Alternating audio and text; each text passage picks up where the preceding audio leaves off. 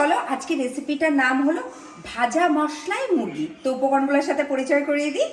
এখানে চিকেন নিয়েছি আমি আমার পরিবারের মতো, আর এখানে লাগছে আমার কিউব করে পেঁয়াজ, টমেটো আর ক্যাপসিকাম, আর এখানে মিহি করে কাটা পেঁয়াজ, তোমরা তো দেখতেই পেলে, আদা রসুন বাটা, সাদা তেল, টমেটো কুচি করে নিয়েছি একদম মিহি করে কাটা, আর এটা সর্ষের তেল, ক্রিম, এটা হলো লাল লঙ্কার গুঁড়ো, এটা ধনে গুঁড়ো, নুন, হলুদ, এটা কাশ্মীরি লঙ্কার গুঁড়ো, আর এই হলো ভাজা মশলাটা। ভাজা মশলাটার মধ্যে রয়েছে এখানে শুকনো লঙ্কা, গোটা গরম মশলা, আর জিরে আর ধনে, আর কিচ্ছু না। এই দেখো, এবার আমি যে মশলাটা দেখালাম এটা হালকা একটু শুকনো খোলায় টেলে নেব। ভাজা মশলাটা গুঁড়ো হয়ে গেছে, এবার আমি চিকেনটা মাখিয়ে নেব। আর এদিকে অল্প একটুখানি সাদা তেল আমি বসিয়ে দেবো, একদম অল্প, 2 চামচের মতো।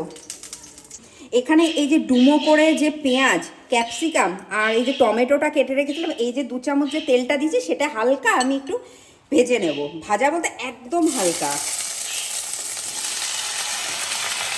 এবার চিকেনটা আমি মাখিয়ে নিচ্ছি। এখানে 1 চামচের মতো লঙ্কা গুঁড়ি দিলাম, সর্ষের তেল দিলাম,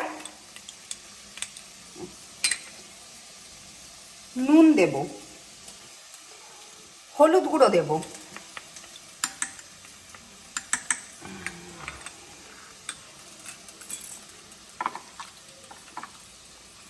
দেখো আমার ভাজাটা হয়ে গেছে। কিরকম হয়েছে ভাজাটা আশা করি তোমরা দেখে বুঝতে পারছো। এবার আমি বাকি যে তেলটা আছে সেটা আমি দিয়ে দিলাম সবটা। বেশি তেল কিন্তু লাগবে না, এখানে বড় চামচের 1 চামচ।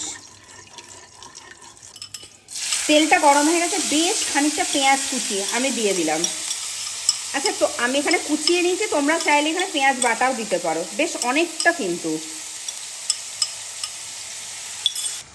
এখানে বেশ খানিকটা টমেটো কুচি দিয়ে দিলাম আমি। ও হ্যাঁ, আরেকটা কথা তোমাদের বলা হয়নি, আমি এখানে এটা সাদা তেল দিয়ে করেছি, তোমরা চাইলে পুরো রান্নাটা সর্ষের তেলও করতে পারো। আর চিকেনটা যে আমি মাখিয়েছি, আমি কিন্তু সর্ষের তেল, লঙ্কার গুঁড়ো, হলুদ আর নুন দিয়ে মাখিয়ে রেখে দিয়েছি। পেঁয়াজ আর টমেটোটা খুব ভালোভাবে ভাজা হয়ে গেছে। বিশেষ করে টমেটোটা খুব ভালো করে একটু ভাজতে হবে যাতে কাঁচা গন্ধটা চলে যায়। এরপর আমি বেশ খানিকটা আদা রসুন বাটা দেবো।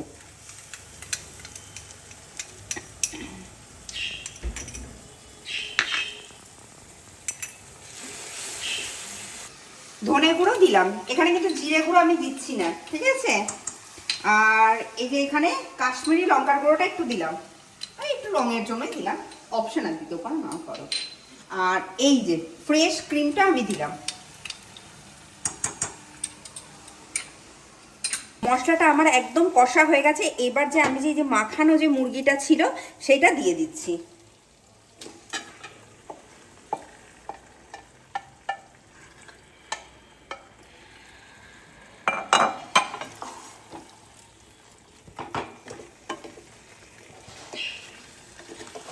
বাহ, চিকেনটা খুব সুন্দর করে সেদ্ধ হয়ে গেছে। এবার আমি গ্যাসের ফ্লেমটা বাড়িয়ে দেবো। অনেকটা জল বেরিয়েছে, আমাকে এক্সট্রা করে আর কিছু জল দিতেই হয়নি, চিকেনের যে নিজস্ব জল সেটা দিয়েই সেদ্ধ হয়ে গেছে।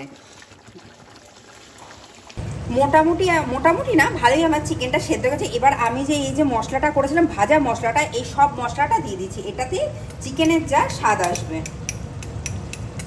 আর তোমরা এই অবস্থাতেও চিকেনটা ওই সবজিগুলো মিশিয়ে নামাতে পারো। আমি আরেকটু কষা করব চিকেনটা, তারপর নামাবো। যা মশলাটা দেওয়ার পরে রঙটা অন্যরকম হয়ে গেছে। এই সময় এই যে হালকা ভাজা যে সবজিগুলো ছিল সেগুলো সব দিয়ে দিচ্ছি আমি। বাহ, রংটাও খুব সুন্দর হয়েছে, আর আমার রান্নাটাও হয়ে গেছে, ভাজা মশলাই মুরগি। তো চলো পরিবেশন করে ফিরে আসি তোমাদের কাছে। তো চলো, তৈরি হয়ে গেছে আজকে আমার ভাজা মশলাই মুরগি। তো এটা অতি অবশ্যই রুটি বা নান এর সাথে খুব ভালো যাবে। ভাত বা ফ্রাইড রাইস বা পোলাওর সাথে ভালো লাগবে না, আগে থেকেই বললাম। তো তোমরা অতি অবশ্যই বাড়িতে এটা ট্রাই করো।